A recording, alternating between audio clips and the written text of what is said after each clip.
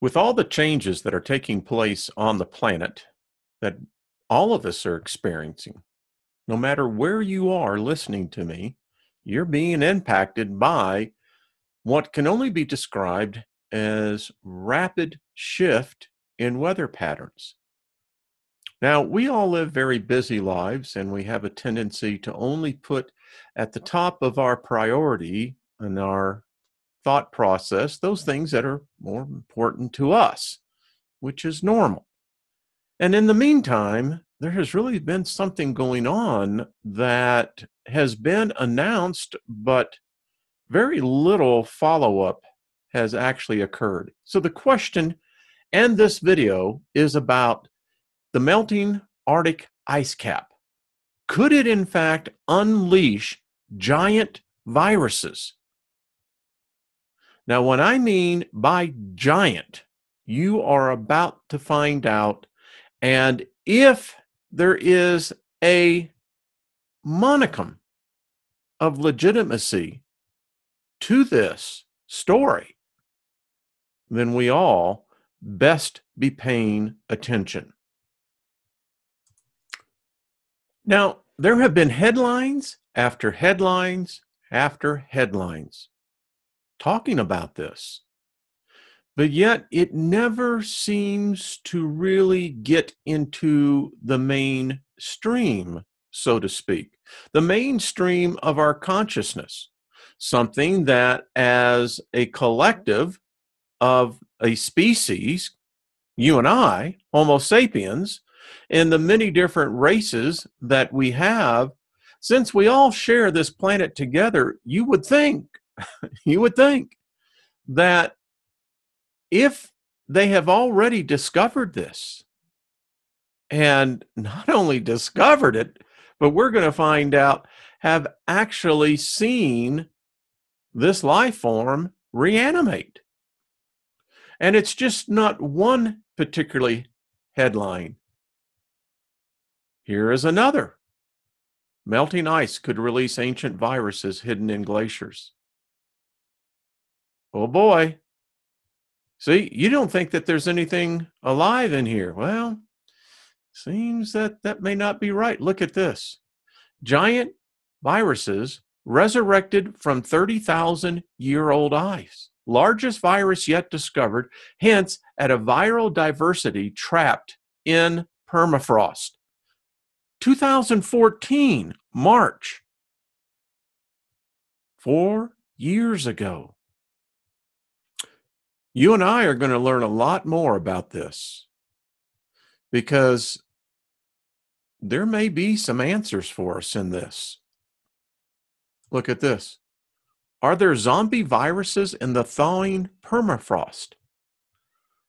Now, this article was from NPR just last month.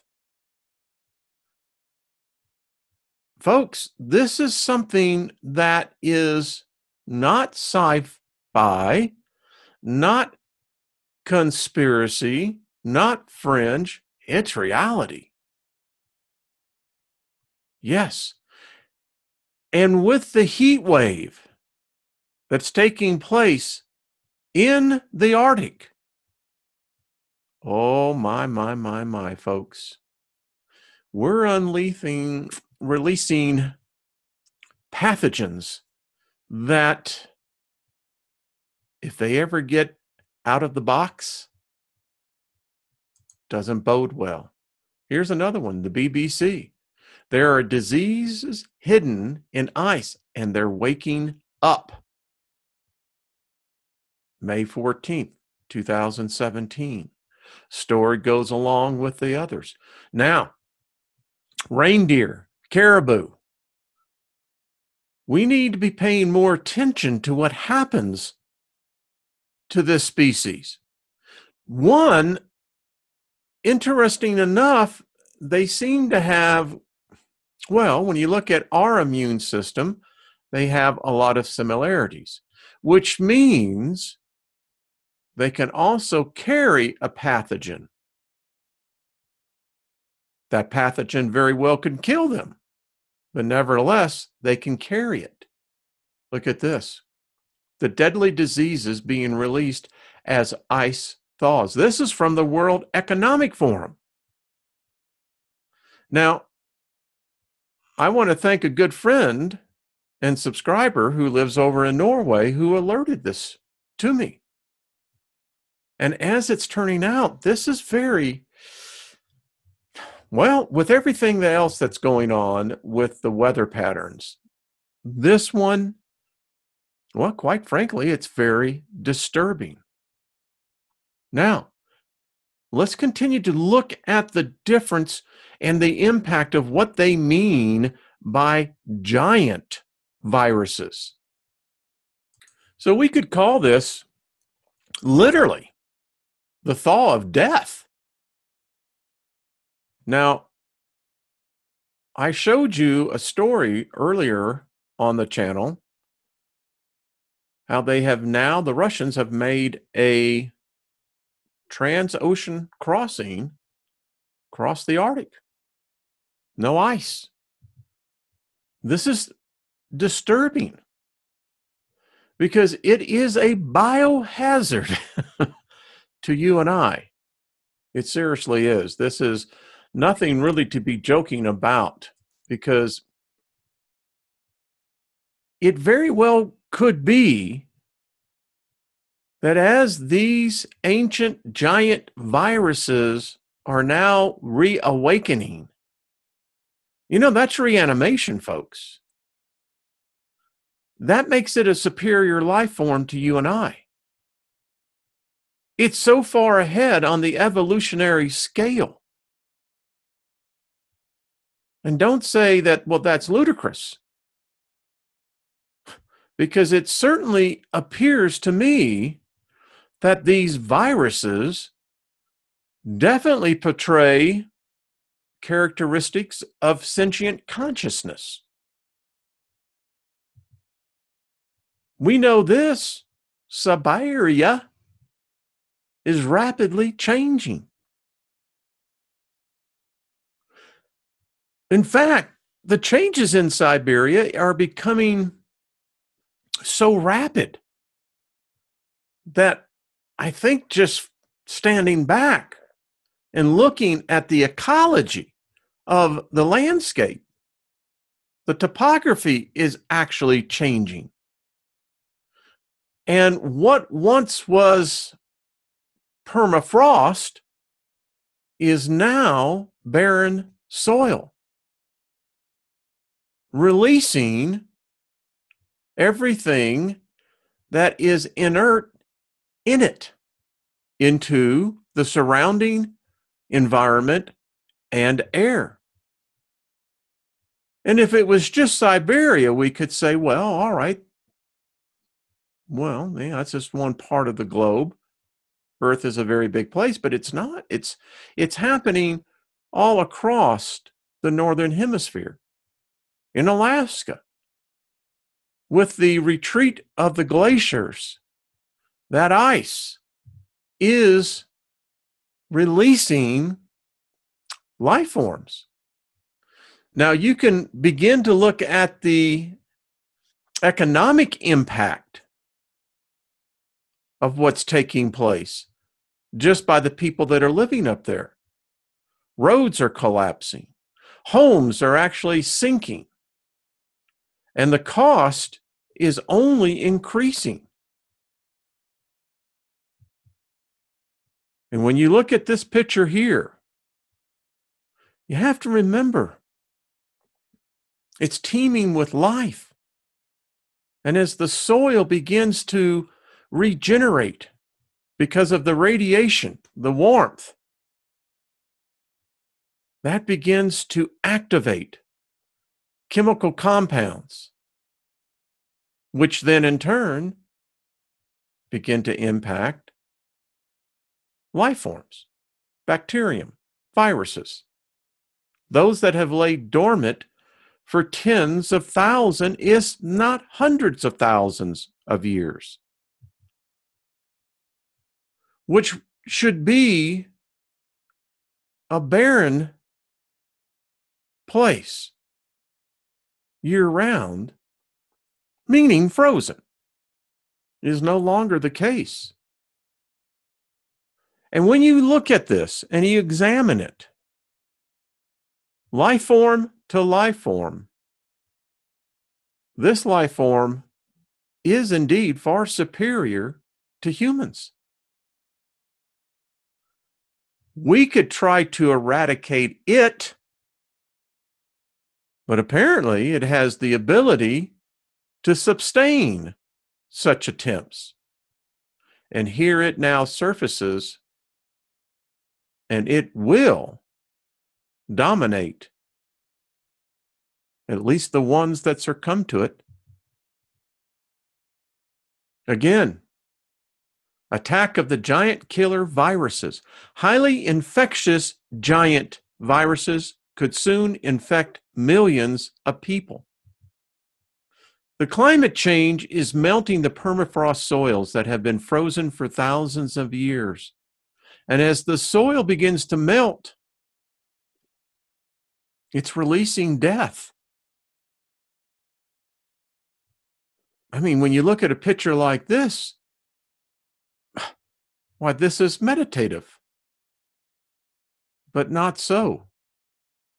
And if you look at the virology of what viruses do, you know, they're an acellular organism whose genomes consist of a nucleic acid in which has this obligatory, it's like it's programmed to replicate itself in a host cell using the host metabolic machinery to get the job done. And then once it's done with the host, it moves on. And when you look at the viral structure, now, I don't know about you, but I've had the measles. I had the chickenpox too. Not HIV, but those are the ones, the chickenpox, the measles, is the ones that we were eradicating back in the early 60s and late 50s. But viruses are indeed a superior life form. Their ability to adapt is amazing, and to morph. And what we're going to find out about these giant viruses, well, they're different than the ones that we have here today. And when we talk about small, why, they knew about nano before we could even begin to understand what nano was. Giant viruses brought back to life. And I told you, they are unlike what we see today. I think it's so cool that they actually have the Stargate. Look at that. Seriously. Now, if any of you have been sick with the flu, you know what these things can do. And then when you begin to think about the fact that we're talking giant viruses, what does that mean? Well, they are just that. And you can't help but not think, how did they get super giant viruses? Were there beings here that were at one time much bigger than Homo sapiens? Well, here you go. Now you take a bacterium, let's say, like I had with spinal meningitis. It was a bacterium, but I was also infected with Lyme disease, which is a virus. So look at this. You've got the E. coli, right? Well, that's big, 2,000 nanometers. You got the, what I call the Mimi virus, which is 400 nanometers, right? Now that's bigger. Look at the flu. The flu is just 120 nanometers. But now the Pandora virus, well, you can begin to look at the scale. Look at the HIV. Now, just looking at that, you can begin to see what is going on here. This is not hard to do the math on. This represents a problem, a big problem, not only what it's doing to the environment, but what it very well appears, what it can do, and just very well is doing. So they brought back ancient seeds 3,000 years old, found in a fossil squirrel burrow in the permafrost. If they can bring back seeds,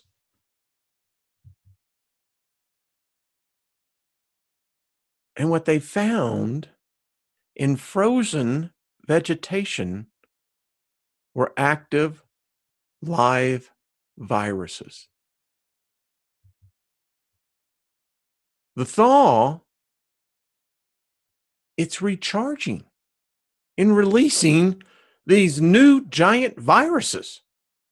Exotic.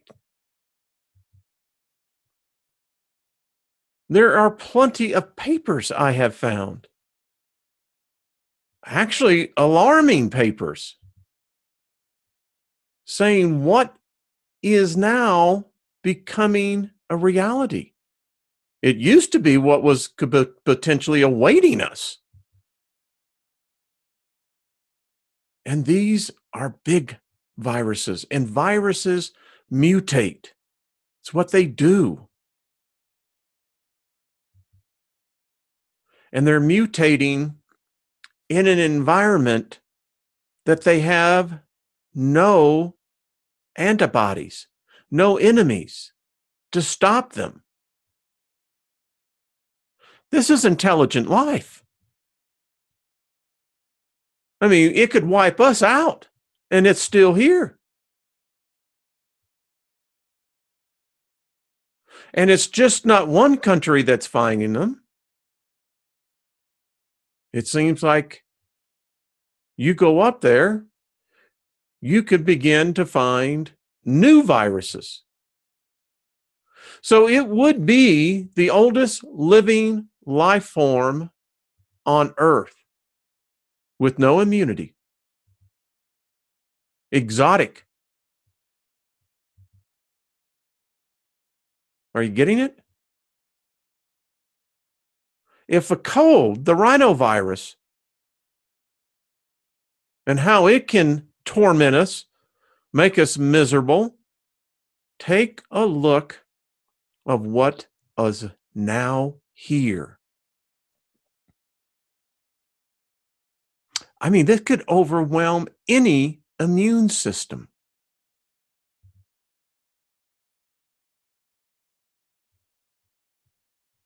It's alarming.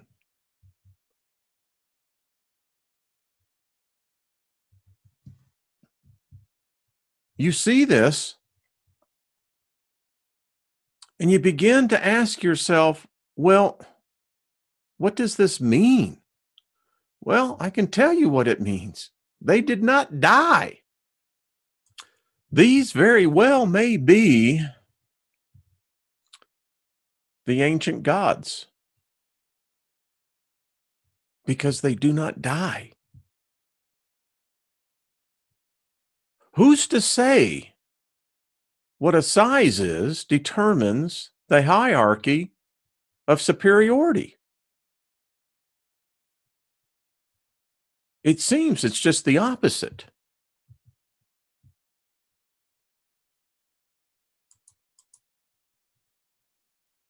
And I've been talking about virus, but now we're finding bacterium. They thought ice, frozen temperatures would sterilize bacteria, that it couldn't survive. Wrong.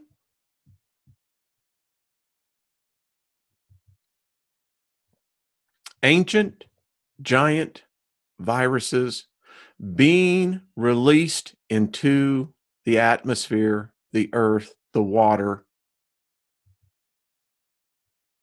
Now, this is alarming.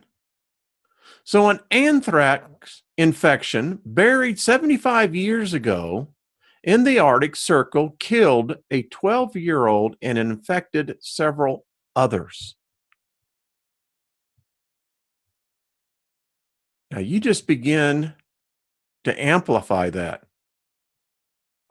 This is another host carrier. It's obviously has a stronger DNA than ours in ways that it has the ability to adapt and to be long-lived. And currently, we have no defenses for this. We've been told, well, don't touch. This is how the flu is spread and colds are spread. You touch, you shake someone's hand, and then you do what all humans do at least 200 times a day, if not more, and to 1,000. You touch your nose, you touch your eyes, touch your lips, touch your mouth. And we've been told that's how you spread the virus. Now we got artificial viruses that infect our machines. Folks, the earth is sick. And if the earth is sick, that means so are we.